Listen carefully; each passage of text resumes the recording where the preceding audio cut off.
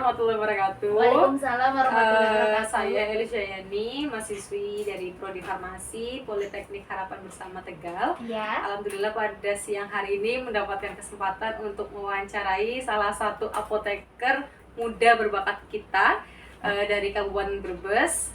Tepatnya sekarang bekerja di RS Islami Mutiara Bunda yang terakreditasi KARS. Ya, beliau adalah apoteker Wardah Humairah S.Farm. Baik, langsung kita mulai saja ya. Selamat siang Ibu Wardah. Ya, selamat siang Mbak Elis. Ini enaknya saya panggil Ibu saja atau tidak, Mbak ya ini? kita bilangnya Mbak aja ya. Oh, Mbak aja, soalnya masih muda banget ya Iya, Mbak. masih muda, saya belum ibu-ibu ya. Baik, kalau begitu sebelumnya saya mengucapkan terima kasih kepada Mbak Wardah karena pada siang hari ini sudah mau meluangkan waktunya untuk berbincang santai ya Mbak ya dengan saya. Kalau misalkan boleh tahu Mbak Wardah ini lulusan dari mana ini? Iya, saya lulusan dari Universitas Wahid Hasim Semarang. Oh, dari Semarang. Ini lulus kapan Mbak? Untuk lulus apoteker itu saya lulus di tahun 2021. Gitu.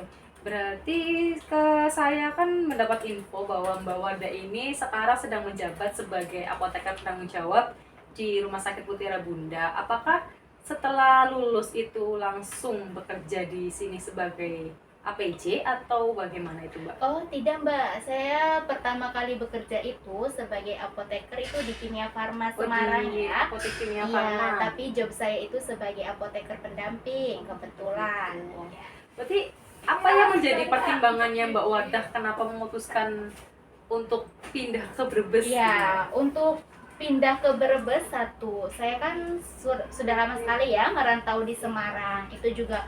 Saya juga pengen menikmati suasana baru nih untuk pulang ke desa. Kebetulan setelah saya di desa, saya nyoba-nyoba lamar ke Mutiara Bunda. Ternyata saya keterima di Mutiara Bunda. Seperti itu Mbak ya. Berarti ini namanya pulang kampung ya Mbak? Iya, pulang kampung. Setelah masuk ke Mutiara Bunda ini langsung menjadi apoteker penanggung jawab itu Mbak? Oh tidak Mbak, saya jadinya pendamping dulu. Oh berarti pendamping dulu. Iya. Berapa lama itu menjadi Sekitar pendamping 2 tahun ya Mbak Oh, 2 ya? tahun. Iya. Alhamdulillah sekarang sudah dipercaya menjadi apoteker penanggung jawab ya Mbak ya? Iya, alhamdulillah kalau misalnya orang-orang percaya pada saya ya Mbak ya. Saya ini ingin bertanya, rintangan apa sih selama menjadi apoteker penanggung jawab di rumah sakit ini?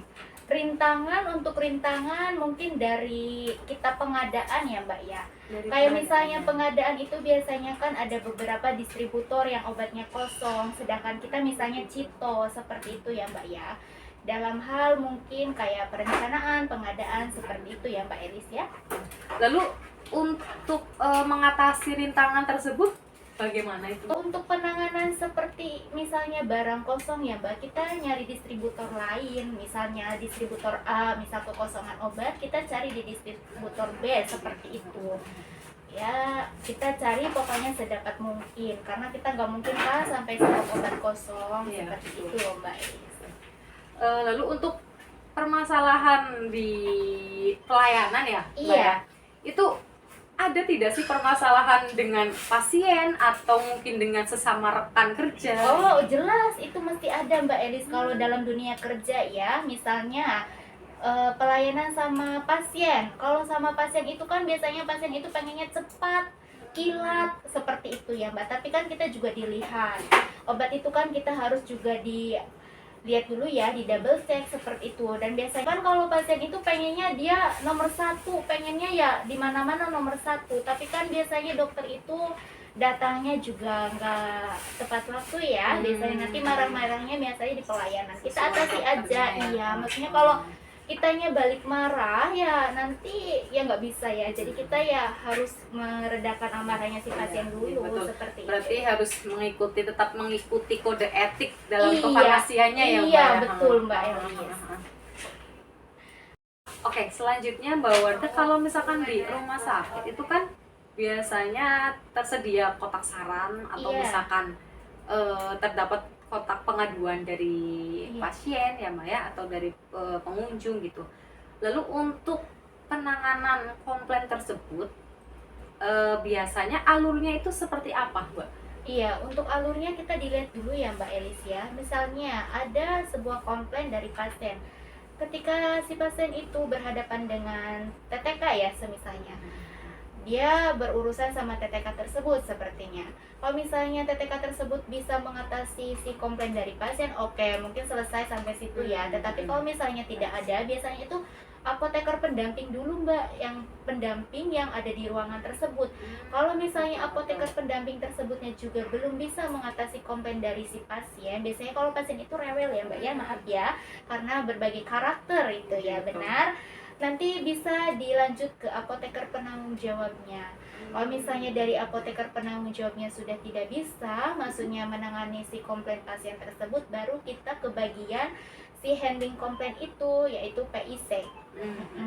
Jadi dia itu yang menghandle segala macam komplain dari misal si pasien atau apa. Biasanya kan kita juga benar menaruh kotak saran ya Mbak ya. Iya, karena itu juga untuk evaluasi untuk kedepannya gimana seperti itu.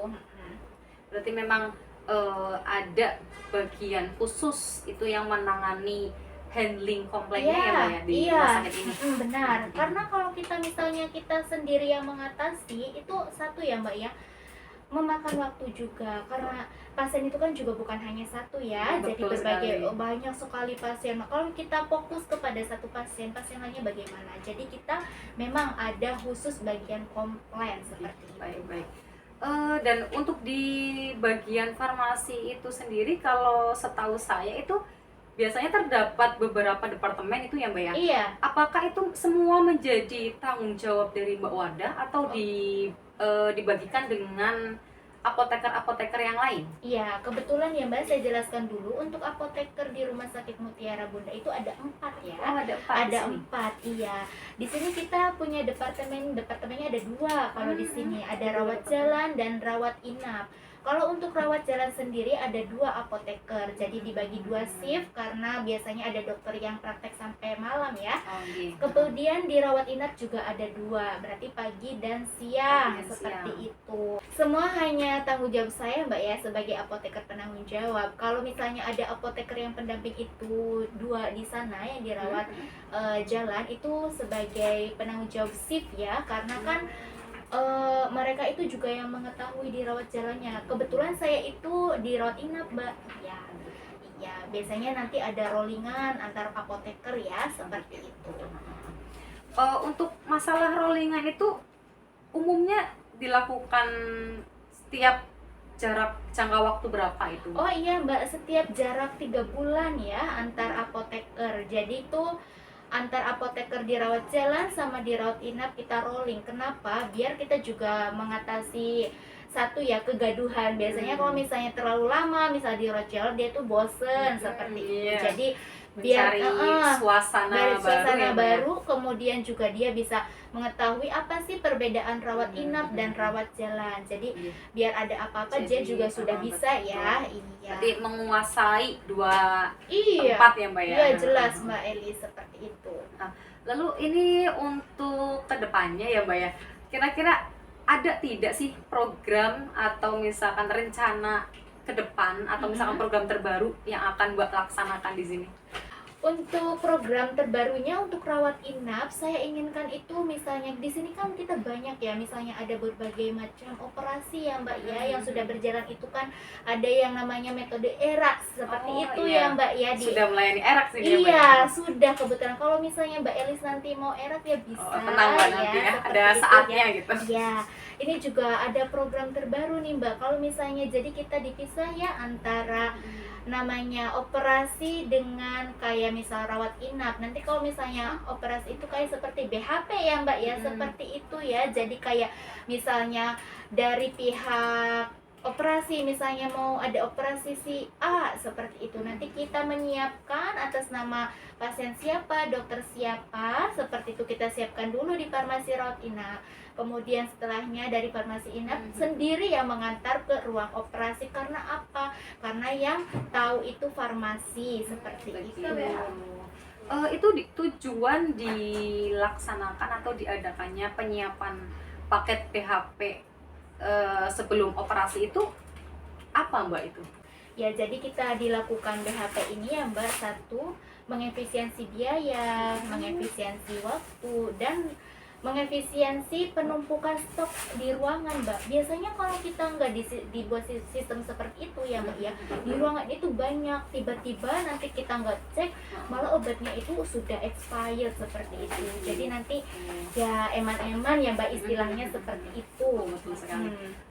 Kalau tadi dari penerangan Mbak Wardah ini kan dikatakan bahwa program ini kan di apotik departemen yang rawat inap ya. Iya. Berarti yang departemen rawat inap ini sentral ya Mbak ya, menerima dari semua bangsal gitu ya? Karena Iya. tadi kan ada 2 departemen ya, rawat Iya, jalan dan benar. juga rawat inap. Benar. Kalau yang untuk departemen rawat jalan itu biasanya untuk khusus poli rawat jalan ya Mbak, maksudnya yang dokter berpraktek di hari-hari Oh, itu. ini poliklinik berarti ya Mbak ya? Iya, poliklinik lebih tepatnya. Kalau untuk rawat inap kita menerima berbagai bangsal. Ya, bangsal apa aja di rumah sakit kita terima seperti itu. Makanya di rawat inap itu jadi kita bikin 3 shift Mbak. Kalau Mbaknya mau tahu. Kalau misalnya Mbaknya mau bekerja di rumah sakit Mutiara Bunda, boleh nanti ya sudah Wah, lulus. insya Allah. Tadi dikatakan bahwa Iya, kalau misalkan dirawat inap kan dibagi menjadi 3 shift ya Mbak iya ya? benar. Itu pembagian waktunya bagaimana? Pembagiannya itu ada 3 shift ya Mbak Elis ya. Satu dari jam 7 sampai jam 2 siang, kemudian jam 2 siangnya digantikan dengan sampai jam 9 ya, 9 malam. Nanti jam 9 malamnya sampai jam 7 pagi seperti itu Sampai Mbak. jam 7 pagi Iya. berarti ya Mbak ya? Iya, betul seperti Nah, itu. berarti setiap pergantian shift itu dilaksanakan operan berarti ya? Ya, ada operan. Di situ juga kita ditulis ya Mbak ya, ada buku, misalnya buku operan. Takutnya kan kalau misalnya kita nggak sempat, misalnya bilang ke orangnya, kita bisa lihat di buku operan tersebut apa aja sih operan dari si pagi misalnya seperti itu. Yang tadi itu kan di apotik rawat inap Iya. ya. Untuk di departemen rawat jalan itu sendiri bagaimana? Itu dibuat 2 shift ya Mbak untuk di departemen rawat jalan. Satunya itu pagi ya, sekitar, kalau untuk rawat jalan beda Mbak jamnya, sekitar jam 8 ya. Jam 8. Iya, nanti ada apoteker juga yang masuk di pagi hari, kemudian dan TTK. Nanti ada juga yang dimasuk di jam middle itu jam 11 ya Mbak ya, itu juga ada apoteker juga nanti yang masuk dan TTK seperti itu Mbak. Berarti kalau misalkan rawat jalan ini tidak ada jam malam ya Mbak ya? Iya, karena tidak ada dokter yang Praktek ya, tidak ada ya dokter di yang praktek ya Mbak poliklinik ya. Iya. Iya. Betul. Mm. Betul sekali. Mbak Wardah, mungkin cukup sekian untuk siang hari ini. Saya mengucapkan terima kasih banyak kepada Mbak Wardah karena sudah mau meluangkan waktunya untuk berbincang dengan saya ya Mbak ya. Iya. Semoga nanti di lain kesempatan kita bisa berbincang lagi untuk membahas hal-hal yang mungkin perlu menjadi tambahan pengetahuan untuk saya ya Mbak ya. Iya, benar. Sekarang nggak ya? Mungkin ini untuk yang terakhir, ada tidak sih saran atau misalkan pesan-pesan dari Mbak Wardah kepada penonton kita di sini? Untuk pesannya paling gini ya Mbak Elis, saya ucapkan terima kasih juga Mbak Elis sudah mengulas sedikit ya informasi di rumah sakit ini, dan saya juga belum terlalu bisa banyak bicara ya, maksudnya sesuai puas apa tidaknya Mbak Elis. Semoga dapat dimengerti ya Mbak Elis dengan informasi yang didapat dari saya.